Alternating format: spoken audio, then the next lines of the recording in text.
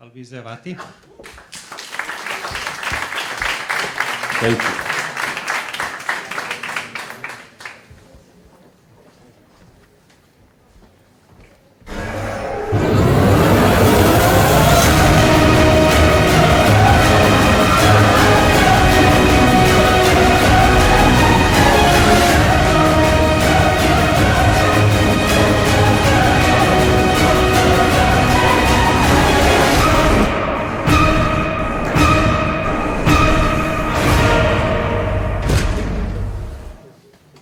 Hello, everybody. My name is Alvise Avati, and I am a professionist animator since pretty much 10 years. I worked for, in these 10 years, I worked for a few companies, and these are the companies I worked for.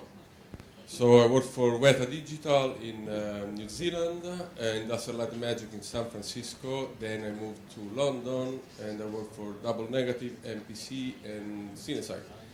And recently I got back to ILM. They just opened a new facility in London, and we are working on very cool stuff. I can't tell you what, but it's very cool. And it's stuff that comes from galaxy far, far away.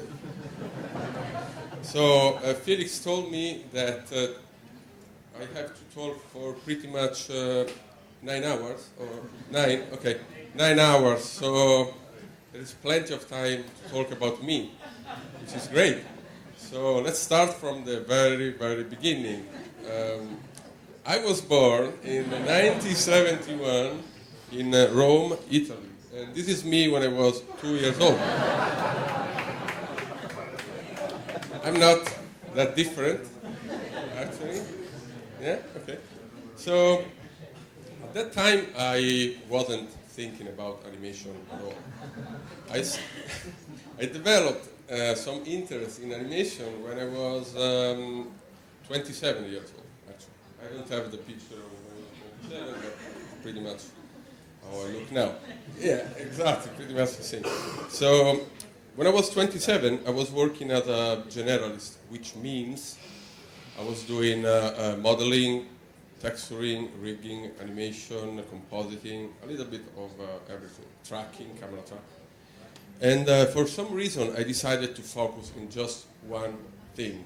And I picked animation because at that time I thought that maybe animation was a bit easier for me to do than the other things like modeling or rigging, especially rigging. So I decided to go with animation. So when I was 27, it was pretty hard to study, to learn animation, especially in Italy, because internet was quite different as it is now. Vimeo didn't exist, YouTube didn't exist, Animation Mentor, the school online, didn't exist. iAnimate did not didn't exist. So, and even if you want to find animation tutorial online and you go on Google and type animation tutorial, at that time, when I was 27, it wasn't possible because Google didn't exist at that time. So the only way for me to learn animation, it was to go to the bookstore and buy the book, very famous book from Disney, The Illusion of Life. That is quite, I don't know if there is any animator here in the room, but it's a very popular book for animators. So I bought that book and I read it all along.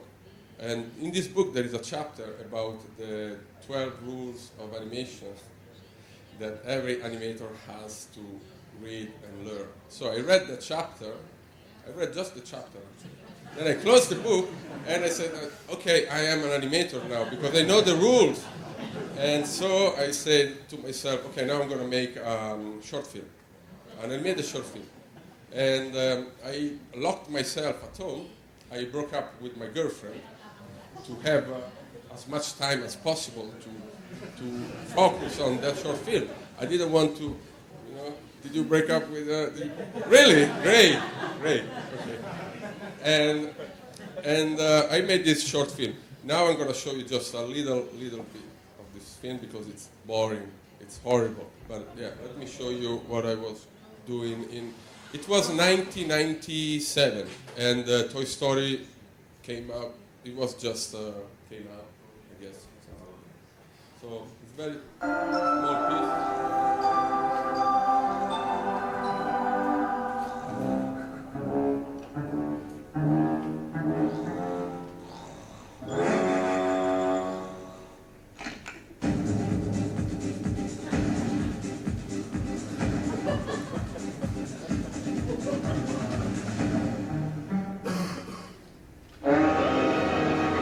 Okay, it's enough.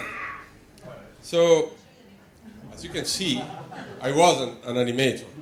I was just a guy who learned a bunch of rules, like, everybody knows the 12 animation rules, which are squash and stretch, anticipation, timing, staging, and I don't remember the other, but everybody knows them. Everyone, I'm sure that he knows them.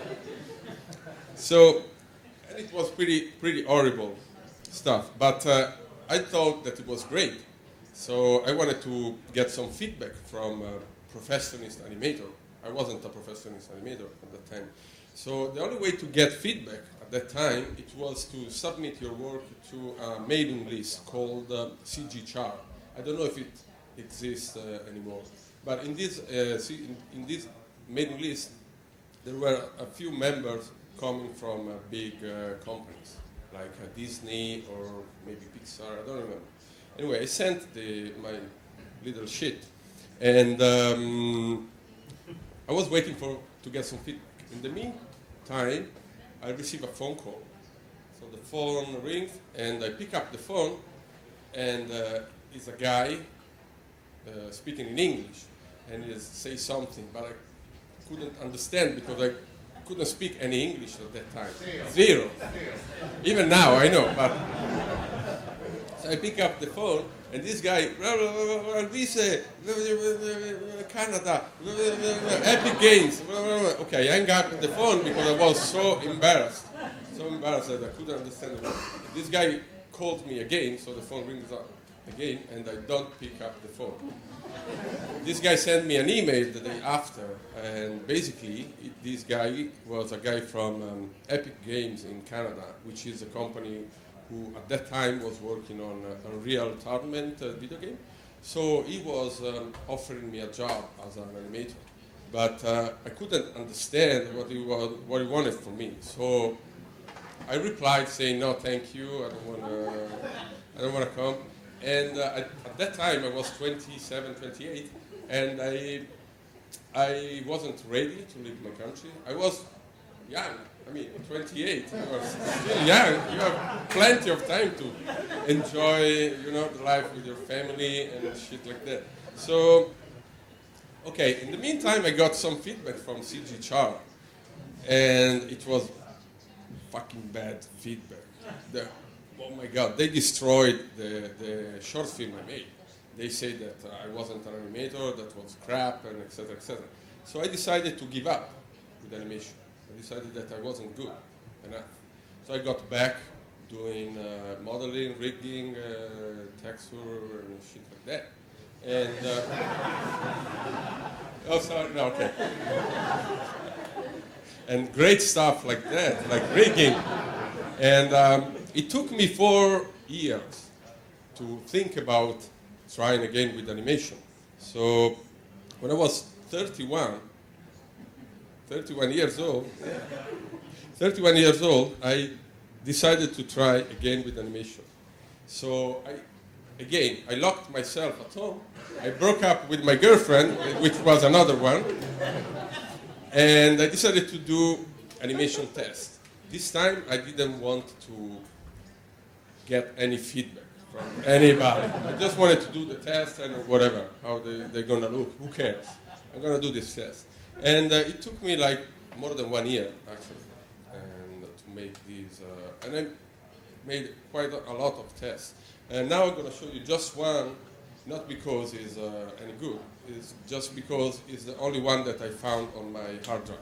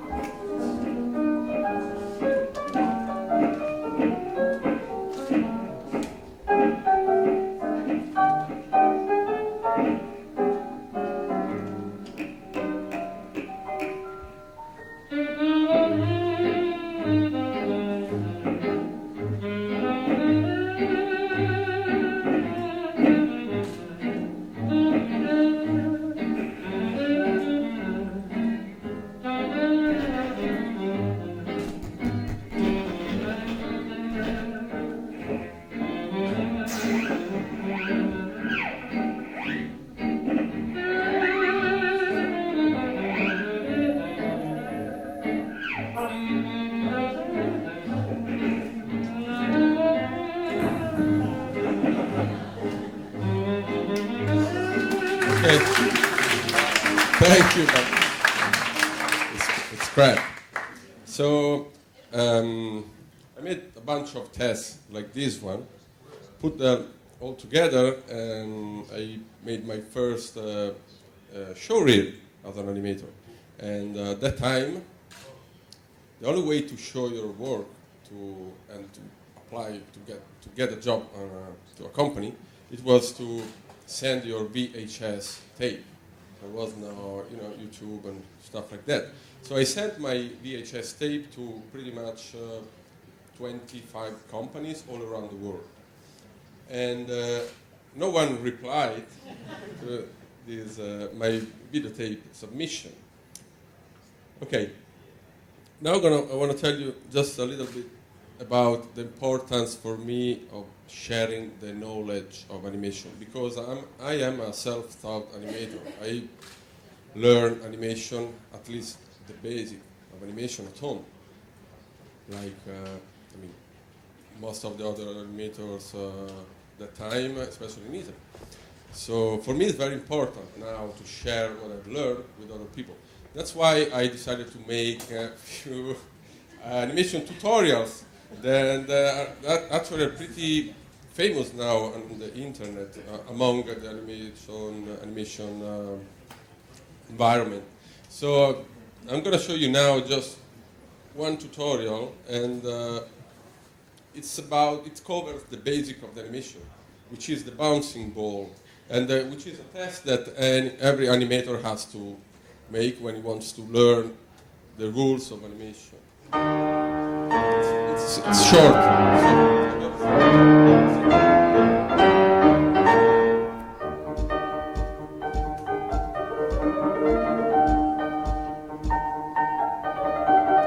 More elaborate, 2 bouncing balls. It's hard and much more complicated.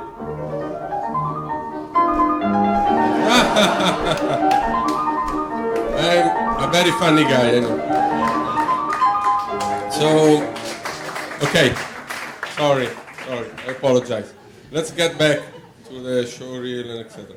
So, yeah, I made my first showreel, and okay, let me tell you something about the showreel. A few months ago, I was working for Double Negative before going back to ILM in London, and I was working on Hercules.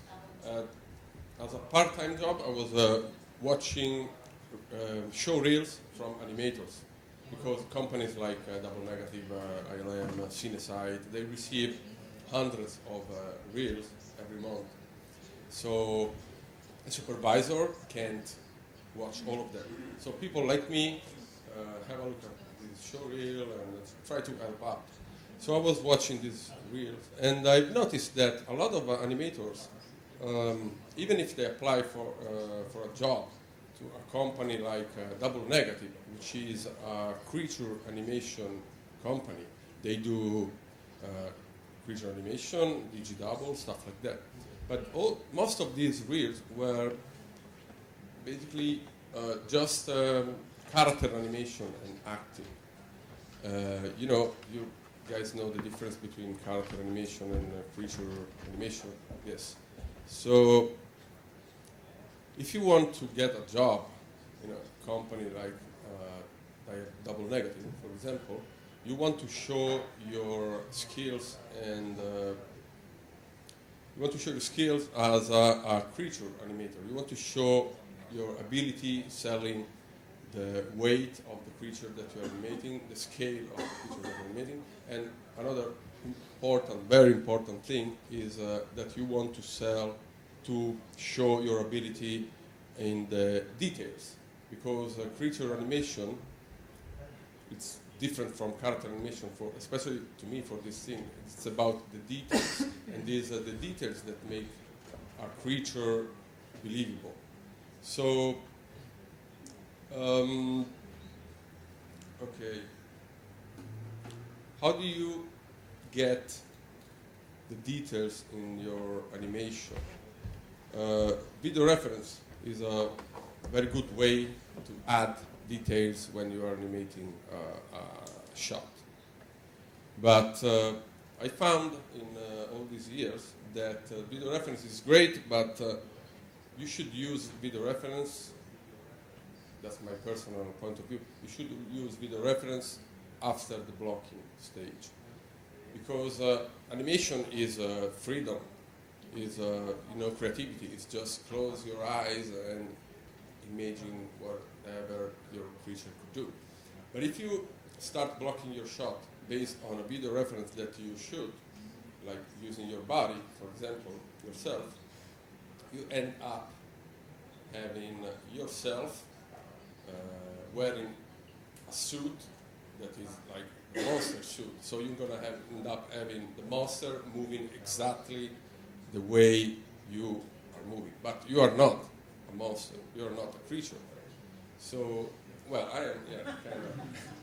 So I think it's important that you start blocking out your animation without watching any reference, because you have otherwise you miss the possibility to grab your animation, the rig, and like get the arm control and drag it, bring it, set your character in a pose that could be impossible if you try to do with your body. So it's important to be free and try to do what you couldn't do with your body. Eventually, when you're happy with your blocking, then you should reference, and so you can understand how all the body mechanic works for a specific action, and you can add all the details that are very important in creature animation. Another thing that I've noticed about the show reels for animators is that most of these guys use a locked camera, just one camera locked, and with the guy like acting, doing whatever he has to do, which is something that is very hard. It's hard even for experienced animators to make a good animation with a still camera, full figure. Because if you think about it, I don't remember any movie that has a shot with a locked camera, with a creature or whatever. I mean, camera moves most of the time. So why you want to make your life complicated? Try, especially if you're doing a test at home, try to move the camera. Try to make your shot look cool. And the locked camera doesn't help making a shot look cool. Actually, the camera, I've learned it at WETA, is one of the most important things for a shot. Is the first character in the shot. It comes before the character that you see. Because camera work can make your shot, it can make your animation look great, even if your animation is so and so, and it can destroy your animation even if your animation is great. So the camera is very, very important. Now I get back to my story about my show reel. So I put all these tests I made together and I sent it to 30 companies all around the world. And nobody replied, but yeah, actually one company replied, and this company was WETA Digital. So they sent me an email asking me if I was interested in working on King Kong, a new at that time Peter Jackson movie. So I replied straight away saying, oh my God, that's great, thank you so much. Yes, of course, or King Kong. And so they sent me another email the day after with other questions. And I replied, they sent me another email the day after, so on for 1 week. Back and forth, emails. So after 1 week, they finally asked me the main question when you are negotiating for a job, for a contract, which is how much you want to come here and work for us. And I replied with a number of money. I don't remember how much was it, of course, but it wasn't too much. And for some reason, for the first time after 1 week of this back and forth of emails, they didn't reply. They disappeared. So I said, oh, okay, let's wait 1 day, 2 days, 3 days, 4 days, 5 days.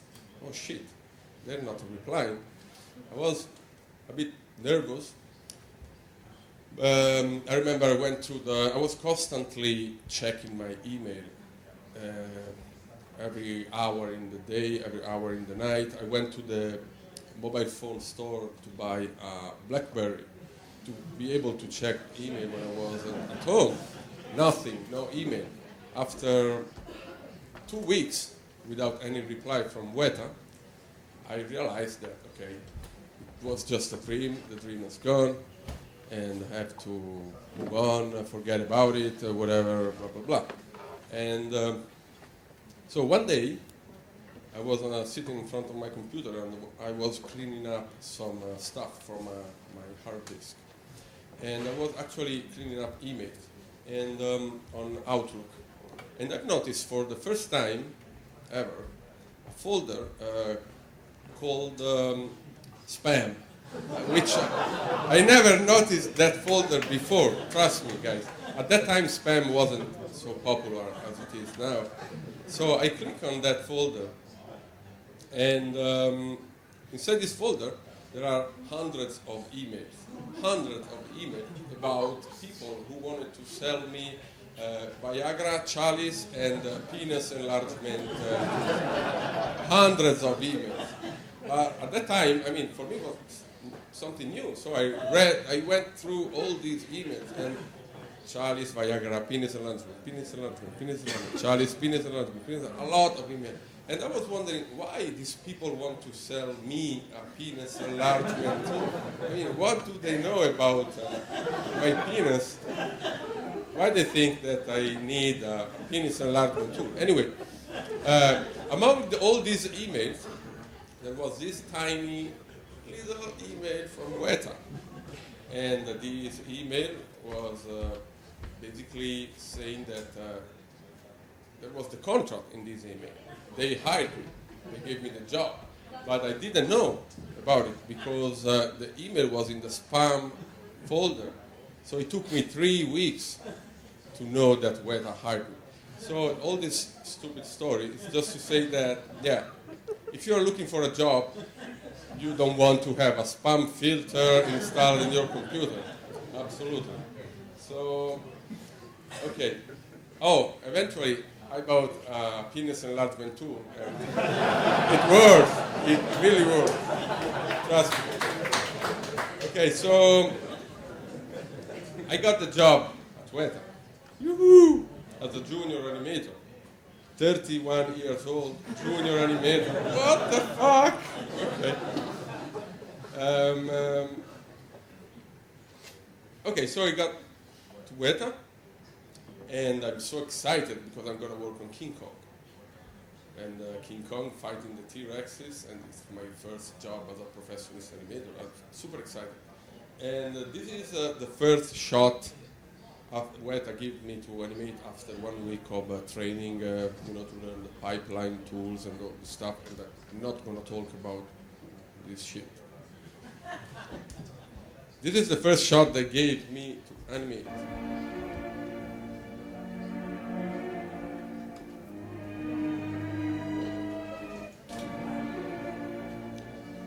So, no King Kong, no dinosaurs, mosquitoes. There are just a bunch of mosquitoes.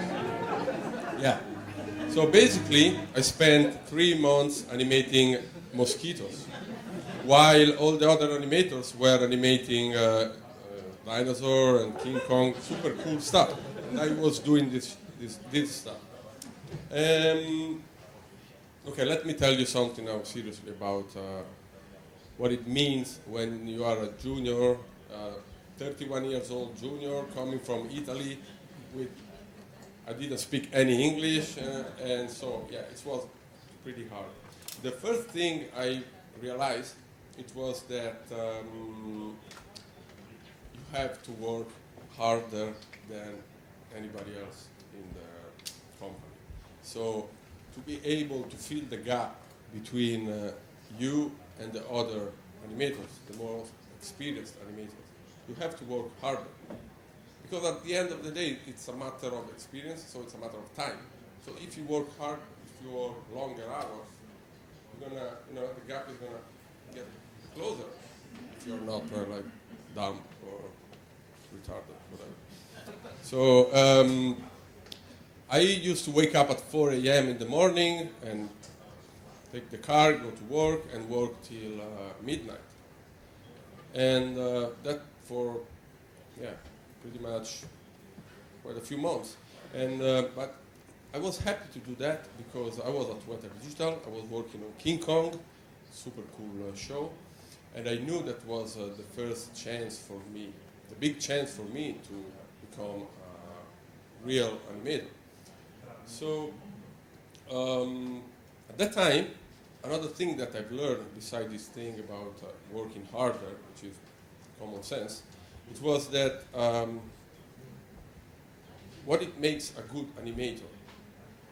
A good animator, I found out that is an animator that he got the shot approved in time, which means that he gets the notes from the client, whatever. He is fast addressing the notes, and he gets the shot approved in time. And this is what the production wants from the animators. Let me tell you in a few words how it works. So basically, as an animator, you get a shot to animate. So you do the blocking, which is the very rough, the first stage of the animation. You do very rough blocking of the animation. And you show it to your animation supervisor. The animation supervisor, 99% of the time, is going to give you notes. So you have to address the notes of the animation soup. You're going to show the shot, your work again to the animation supervisor. If the animation supervisor is happy, he's going to show it to the visual effects soup. The visual effects supervisor is going to give you notes 100% of the time. So you get your shot back, address the notes from the visual effects soup. Then you show it again to the anim soup. Then the anim soup, if it's happy, is going to show it to the visual effects soup. If the visual effects soup is happy, it's going to send it to the client. Most of the time, the client has a visual effects soup from his side. So the visual effects soup from the client side is going to have a look at your work, and it's going to give you notes for sure. So you get your shot back again, address the notes, then you show it to your anim soup, to your visual effects soup, and then you show it to the visual effects soup from the client again. If the visual effects soup from the client is happy, he's going to show it to, finally, to the director. And the director probably is going to look at your work and he's going to say something like, "Oh, it's great, I love it. Can you change this? Can you please just this animation?" So basically you're going to get more notes again. And this is something that you have to deal with as an animator. You're going to get hundreds of notes all the time. A tsunami of notes. I remember one morning, early morning at work at WETA, I was working, and the house, the cleaner, she was vacuuming the floor, and she was staring at my monitor. And at a certain point, she gave me notes. She said, "I think that leg could be more stretched out, you know." So be prepared. As an animator, you're going to get notes from everybody. Okay, so I got to WETA, and I spent 3 months animating mosquitoes. Then the animation supervisor, who was Eric Layton at at that time, a guy from Disney. You know him, right? And he came to me and he said something like, Alvise, I'm going to give you, you want me to start from the beginning? You sure I can do it? And he looked at me and he said, Alvise, I'm going to give you your King Kong shot, the first one. And I was so excited. Oh my God, after 3 months of mosquitoes, I'm going to animate a real King Kong shot. And I ran to the bathroom and I cried because I was so happy. And this is the first King Kong shot that I have animated for King Kong.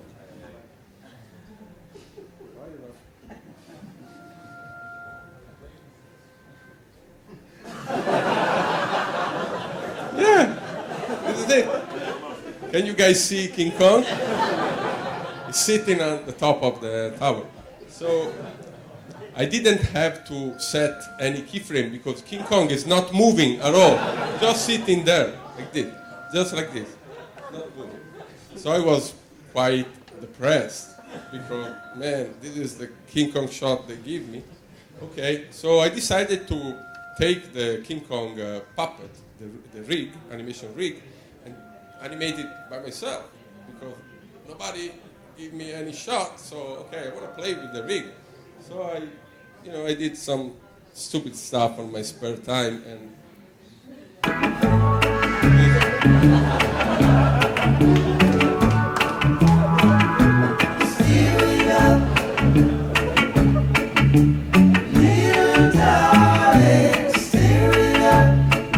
okay, it's a loop.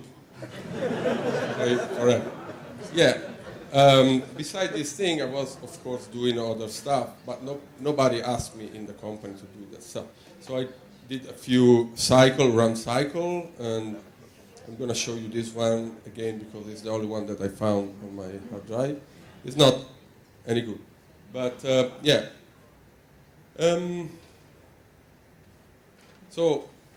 But I was sure, I don't know why, but I was sure that I could have another chance, one chance to prove that I can be better than animating mosquitoes. And one day the animation supervisor comes to me again and he says something like, Alvise, I'm going to give you another King Kong shot. I don't remember you giving me any King Kong shot before, so I don't know why you say another one. It's going to be the first one. So he gave me actually a real King Kong shot this time, a real one. And I think that, it's somehow, it's a kind of a test when you are a junior and they give you something more important. It's they testing you. If you do it well, which means if you get the shot approved in time, they might give you another stuff that, like this.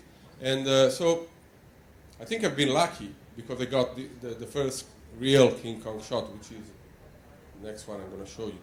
I got lucky because I got the shot approved in time. So production was happy, and they gave me another one, and I got another one approved in time, and then another one, etc., etc.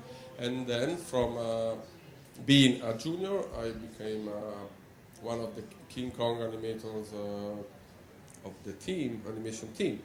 And so yeah, I think it's a matter of being lucky, and I don't know what else. But yeah, let me show you a bunch of shots that I have animated for King Kong. It's not everything, it's just the most interesting stuff probably.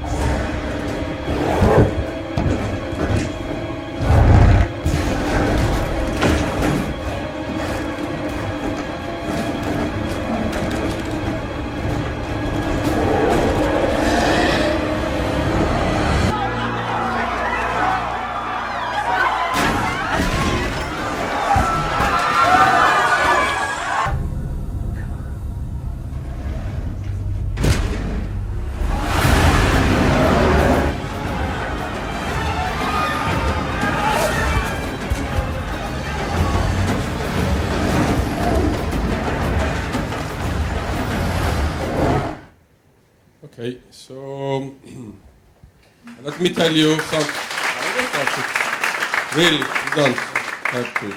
So, one more thing about, yeah, I already told you that I didn't speak any English at that time.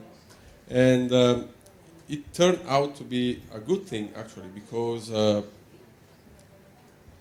nobody asked me to, go out for lunch or go out to after work for beers or stuff like that.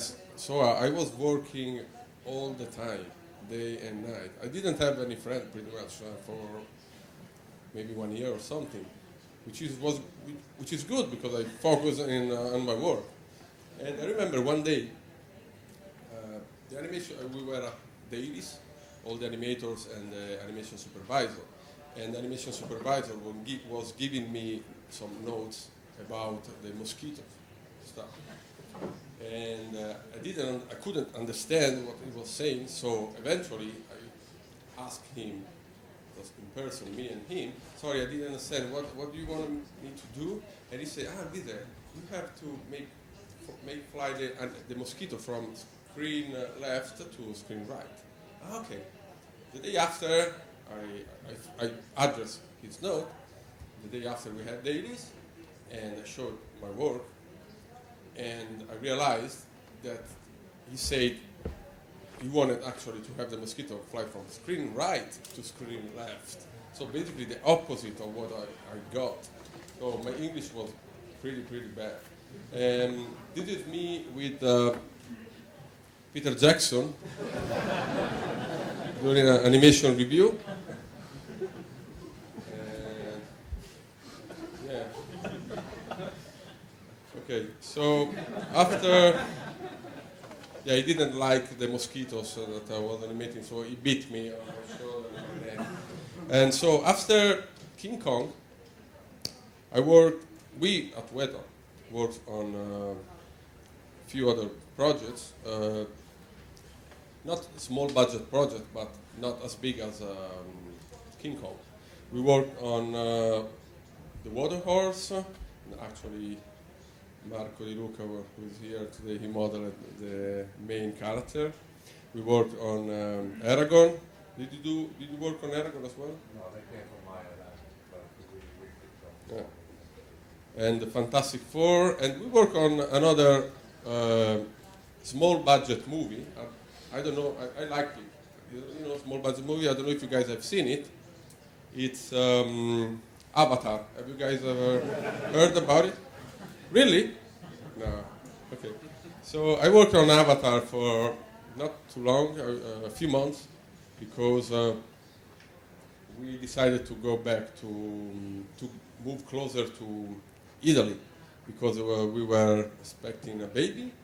So yeah, we decided to move closer. So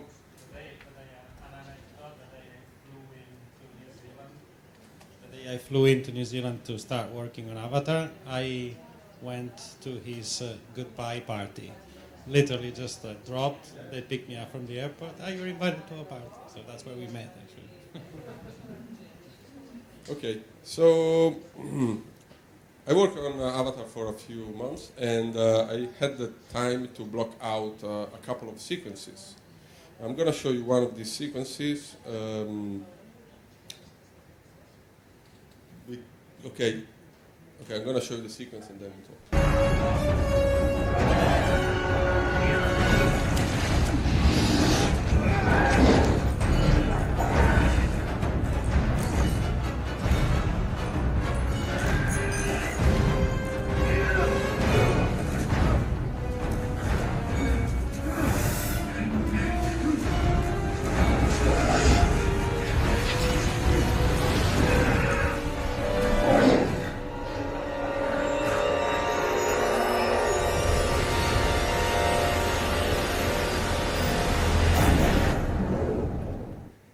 Okay, I worked on another sequence, but I don't want to go. Oh, okay, this is me and James Cameron.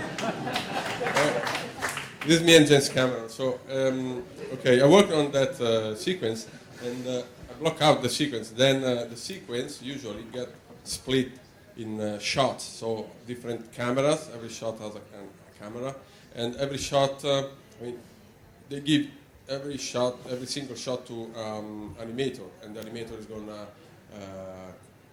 clean it up, make it work properly, and etc. etc. So what you have seen is not exactly what I did. I blocked out pretty much the main performance of the Thanatos.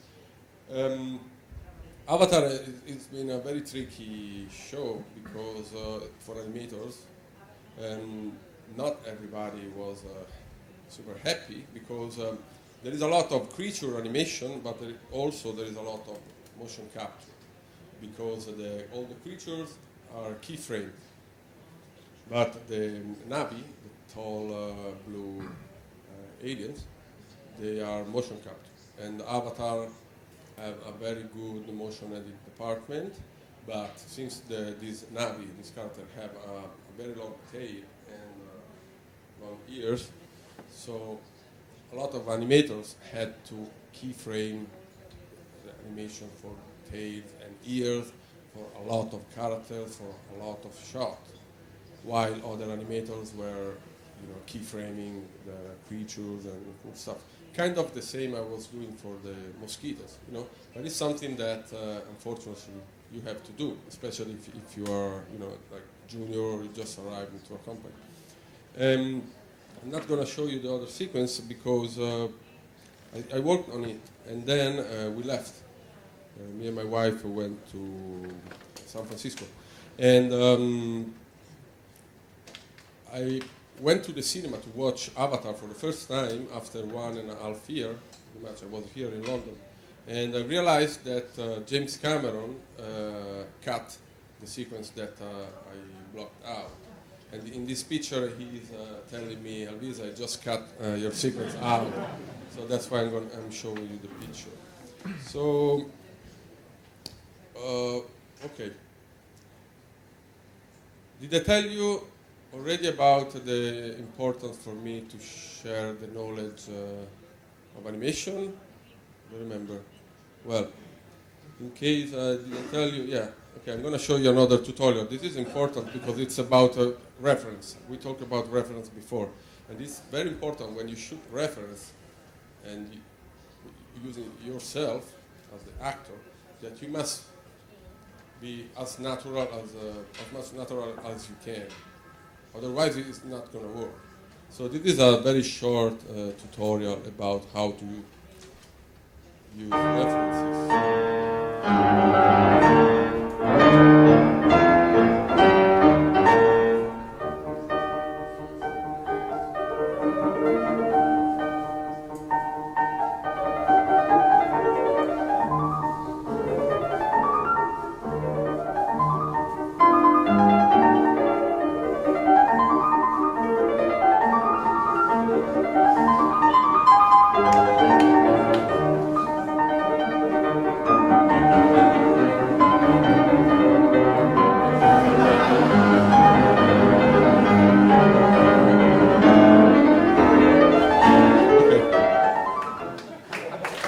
Hey, thank you. Wow.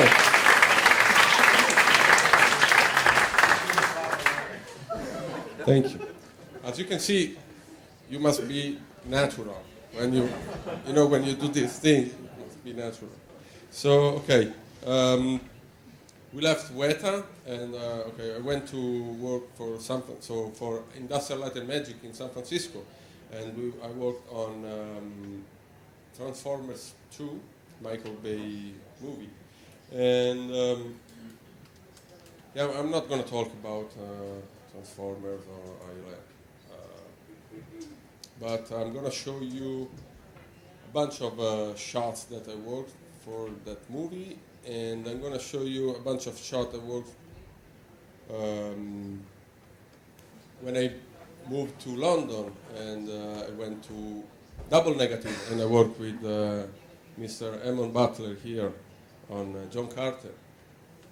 So basically this is a very quick compilation of shots I worked for in these years at ILM, Double Negative, MPC, and Cinesite. There you go.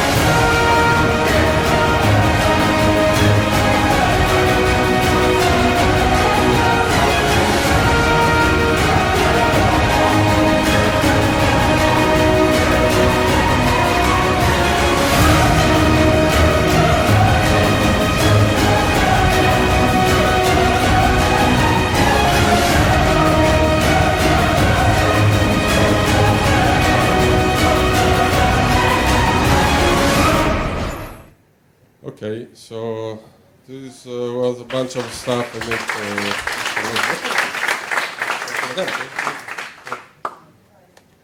Okay, perfect. So this is me with Michael Bay.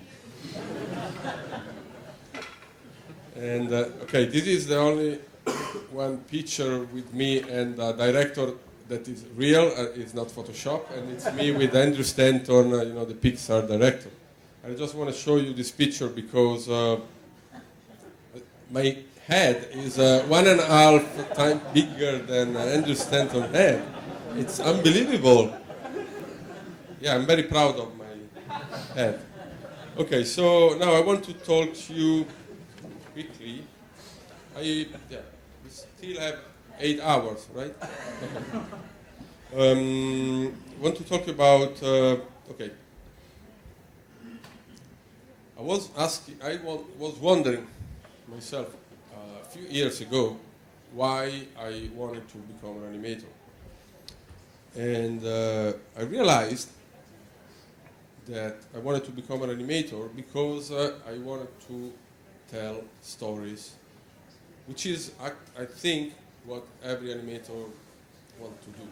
We don't know. We realize probably later. But the main reason why we want to become animators, and we become animators, is because we want to tell stories. But, you want to be an animator, so you start learning all the stuff, and then you get a job, then you start animating shots, shots after shot, movie after movie, year after year. You forget about it. Or, anyway, you realize that, you are telling stories, but someone else's stories, not your own stories.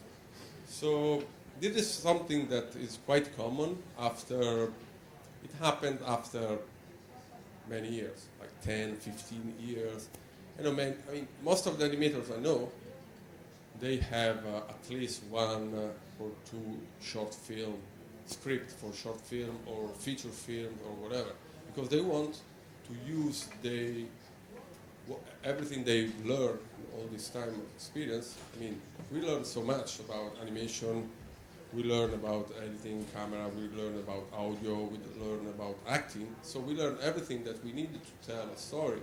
So at a certain point you realize that you want to tell some stories, but your stuff. Which doesn't mean that you don't want to work for the big companies like Cinesite, ILM, etc., etc. You can keep working for big companies and at the same time do your own stuff. And when I realized that I wanted to do my own stuff as well, I realized that I wanted to do the gawadios. I don't think, guys, you ever heard about gawadios, of course. And gawadios means go home after work and do your own stuff. So, yeah. So basically, 2 years ago, I had my first gawadios experience with me. I don't know, it was just one day it happened. I got this big gawadios inside me, and I had to release it. So I ran home after work. I was working at MPC at that time, and I made this very stupid animation. It took me a couple of days, and I'm showing you because I think it's a good example for first gawadio.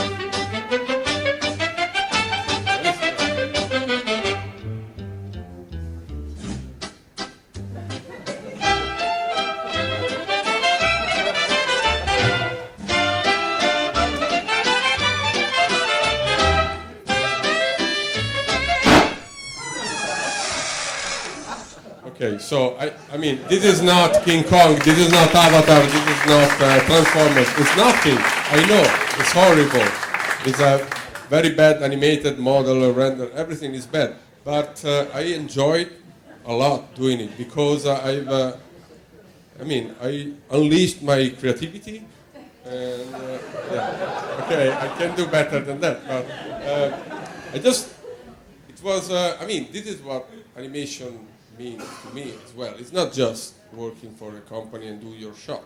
It's also doing stuff like this without any sense. Just do it because you want to do it. If it doesn't take too much time to make it. And it took me 2 nights, pretty much, 2 days. So after, this is, okay, the first Gawadios I had. No, actually I had more Gawadios, but I cannot show you because it's not porn, but some, yeah, sexy related stuff. So after this Gawadios, I decided to make another one, a bigger Gawadios this time. And this Gawadios here, I'm going to show you, it's actually a pitch for soft drink commercial, so made for Coca-Cola. So at home, I worked for more than 1 year after work. I was working for MPC, then after work I was going home, I was spending some time with my wife, the kids, and then locked myself in my bedroom and working on my stuff. And yeah, of course with the help of a bunch of friends, of course. I couldn't do this thing just by myself. Maurizio Giglioli, who is one of the organizers of the festival around Felix and Sar, he helped me out with the simulation of some fluid at the end of the shot. And so I'm going to show you this thing again. Compared to what you guys have seen in all these days, technically it's nothing. But for me, it's been fantastic to work on, and I've learned a lot doing this thing. So check this out. Check this out.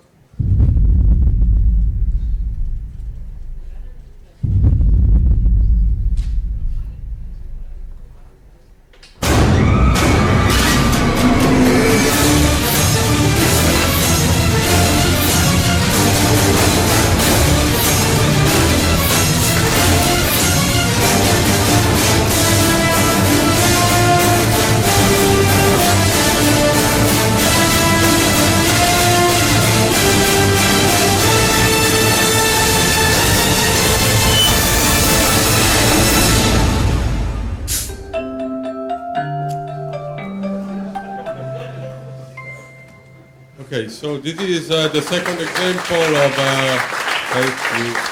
Thank you.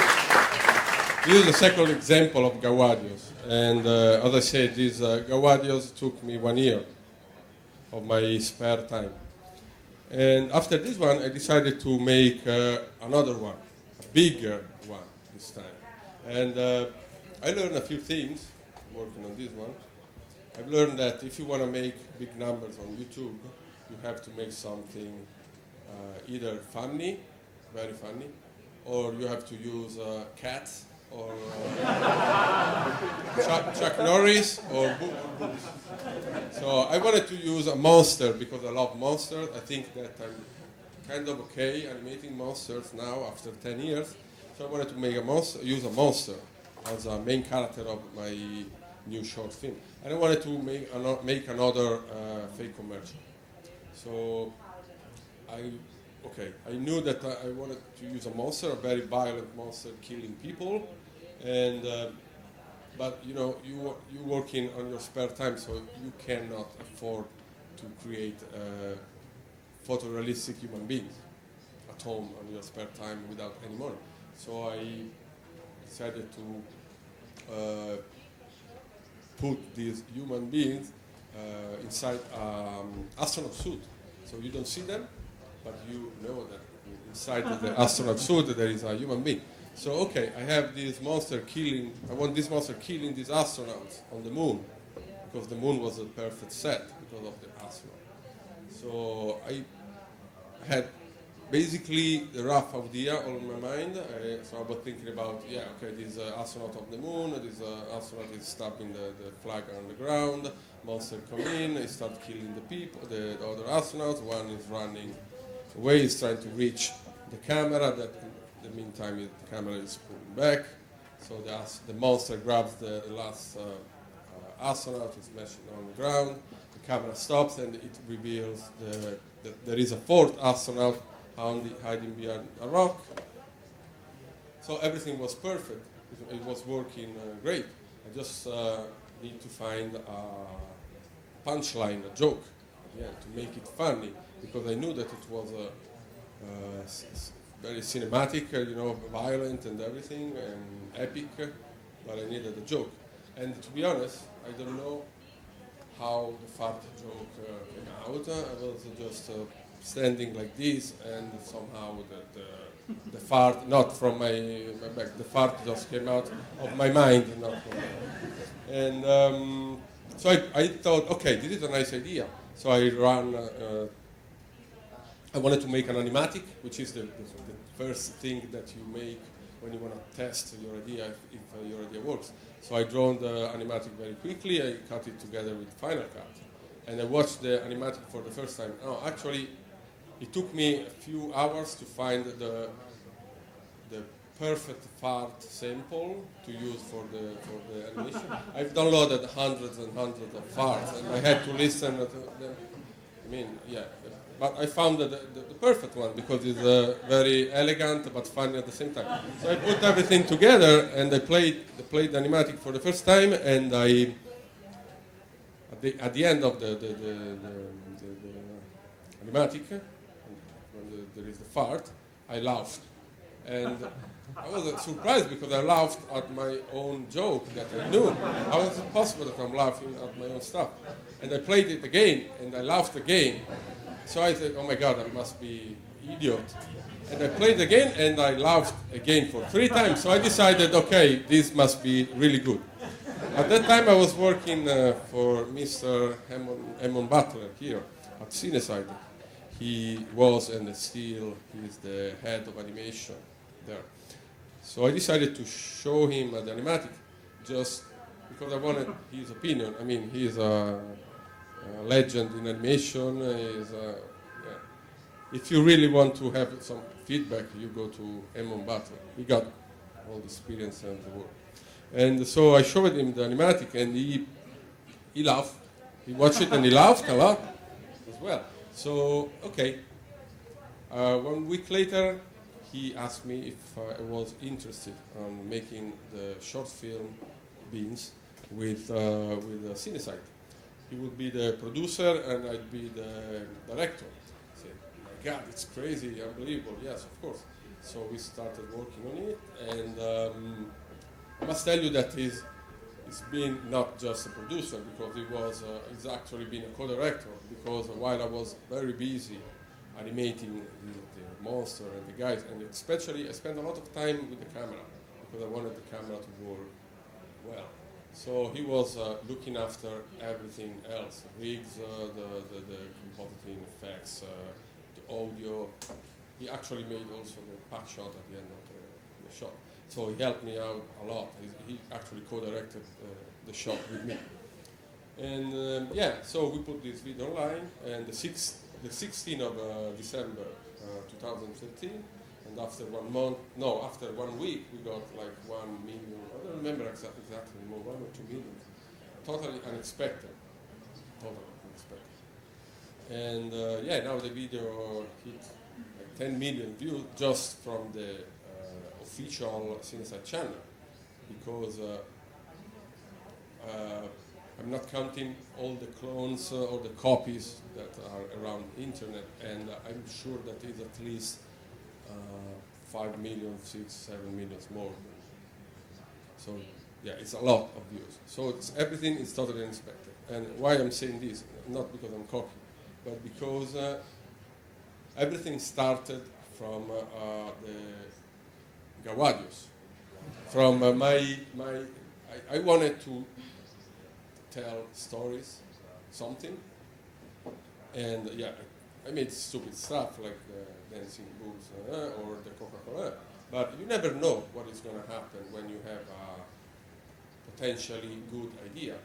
So I had an idea, and I went to Emo, and Emo decided to make it, and we got 10 million views on YouTube, and I got a lot of phone calls from United States, from Los Angeles.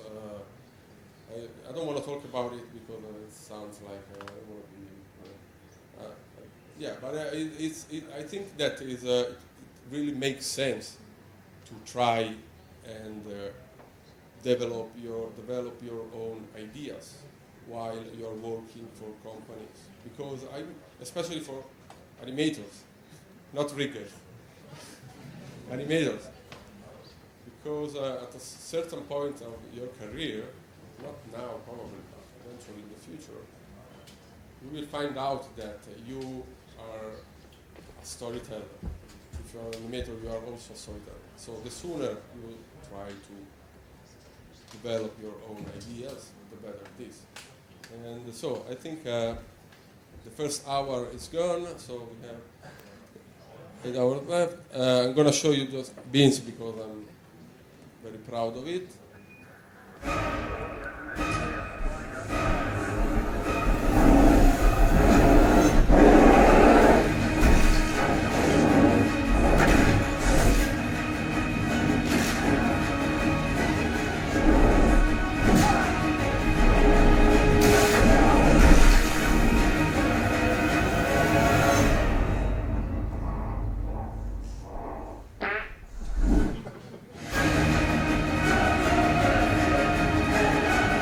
Thank you very much.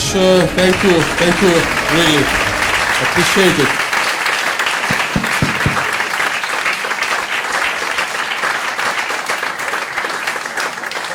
See you in 15 minutes for the second part. Yeah. Well, okay, I suppose, I don't know if you guys have any questions. Obviously, one thing is clear, you know. Yes, I have a question. Yeah, okay. What do you want to ask yourself? One thing is clear, I think, you know, one thing, well, the sense of humor or Alvise and the creativity of Alvise is unbelievable, obviously. One thing they have in common, comedians and animators, is timing, right? So, and any questions? Why you are so stupid? 43.